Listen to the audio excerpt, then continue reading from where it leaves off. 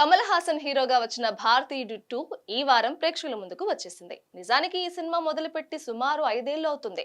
2019 జనవరిలో ఈ cinema shooting ముందుగా ప్రారంభమైంది. ఆ తర్వాత కరోనా కారణంగా కొన్నేళ్లు వాయిదా పడింది. 2020లో సినిమా షూటింగ్ సెట్ లో జరిగిన ప్రమాదం కారణంగా చాలా కాలం పాటు సినిమా ఆగిపోవాల్సిన పరిస్థితి ఏర్పడింది. ఇక ఈ సినిమా పూర్తి కాదేమో అనుకున్న సమయంలో లైకా ప్రొడక్షన్స్ కమల్ హాసన్, శంకర్ ఇద్దరితో చర్చలు జరిపి సినిమా మొదలుపెట్టింది. అయితే అనూహ్యంగా ఈ సినిమాలో కీలక పాత్రలలో నటించే ఇద్దరు నటులు 2021లో అనారోగ్య కారణాలతో కన్నుమూశారు. వారిద్దరూ ఎవరో కాదు, తమిళ కమెడియన్ వివేక్, అలాగే భారతీయుడు మొదటి భాగంలో సేనాపతిని అరెస్ట్ చేసే పాత్రలో నటించిన సిబిఐ ఆఫీసర్ నేదుమూడి వేణు. ఇక గత ఏడాది తమిళ కమెడియన్ మనోబాల కూడా కన్నుమూశారు. మిగతా ఇద్దరితో పోలిస్తే మనోబాల పాత్ర చాలా చిన్నది. 2-3 సీన్స్ లో మాత్రమే ఆయన కనిపిస్తారు.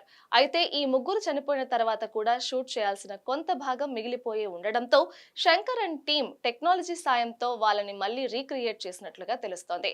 విఎఫ్ఎక్స్ తో పాటు ఏఐ టెక్నాలజీతో వాళ్ళని మళ్ళీ సజీవంగా ప్రేక్షకుల ముందుకు తీసుకొచ్చే ప్రయత్నం చేశారు.